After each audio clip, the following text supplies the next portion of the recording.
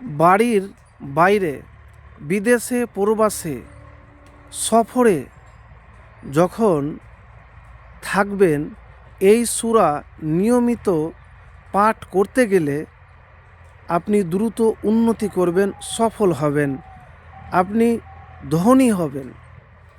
প্রিয় ভাইরা আমার, 5টি সূরা আছে যা নিয়মিত প্রতিদিন যখনই বিদেশে প্রবাসে থাকবেন ওই সময়তে একবার করে এই 5টি সূরা পাঠ করলে আপনি দ্রুত সফল হবেন। প্রিয় ভাই আমার, হাদিসে এসেছে জুবাইর ইবনে মুতঈম রাদিয়াল্লাহু তাআলা বলেন, রাসূলুল্লাহ সাল্লাল্লাহু আলাইহি ওয়াসাল্লাম আমাকে বলিলেন, হে জুবাইর, তুমি কি উহা পছন্দ করো?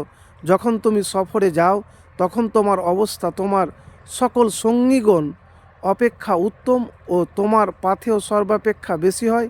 আমি বলিলাম, জি হ্যাঁ, আমার পিতামাতা আপনার ওপর কুরবান হোক। রাসূলুল্লাহ সাল্লাল্লাহু আলাইহি ওয়াসাল্লাম তখন বললেন যে তুমি এই 5টি সূরা পাঠ করিও। প্রথম হলো সূরা কাফিরুন, দ্বিতীয় হলো ইজা জাআ নাসরুল্লাহি ওয়াল ফাতহু সূরা নাসর, 3 নম্বর হলো কুল হু আল্লাহু আহাদ সূরা ইখলাস, 74 নম্বর হলো কুল আউযু বিরব্বিল ফালাক সূরা ফালাক, পঞ্চম হলো কুল আউযু বিরব্বিন নাস সূরা নাস।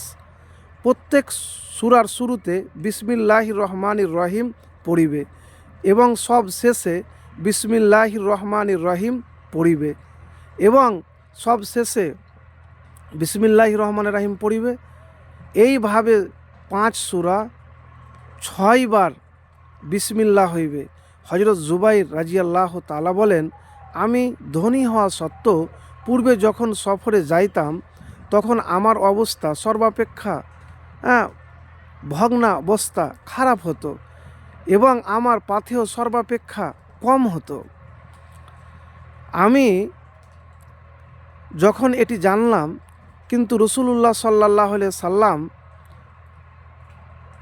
যখন আমাকে এই সূরাগুলি শিক্ষা দিলেন তখন আমি উহা পড়িতে আরম্ভ করিলাম, আর ইহাতে আমার বাড়ি ফিরা পর্যন্ত সফরে আমার অবস্থা সর্বাপেক্ষা উত্তম হইতে লাগিল, আমার পাথেয় সর্বাপেক্ষা বেশি হইতে লাগিল। মানে এই 5টি সূরা যদি আপনি নিয়মিত পাঠ করেন তাহলে আপনি যে কাজে গিয়েছেন সেই কাজে উন্নতি করবেন, সফল হবেন। আপনার রোজগার, যে রুজির জন্য বিদেশে সফরে গিয়েছেন, প্রবাসে গিয়েছেন, ইনশাআল্লাহ আপনার সেই কাজে বরকত হবে এবং ধনী হবেন। প্রিয় ভাইরা আমার, আমি যে কথাটি বললাম সে কথা হলো হায়াতুস সাহাবা 5ম খণ্ড পৃষ্ঠা নাম্বার 50। এই হাদিস, এই গ্রন্থ থেকে হাদিস থেকে আপনাদেরকে বললাম আমি। তো প্রিয় ভাই, যারা বিদেশে আছেন, সফরে আছেন, এক কথায় তো সেই ভাইরা প্রতিদিন এই 5টা সূরা পাঠ করবেন একবার করে এবং 6 বার বিসমিল্লাহ পাঠ করবেন। ইনশাআল্লাহ এভাবে যদি আমল করতে পারেন তাহলে আপনি সর্বাপেক্ষা সকলের চাইতে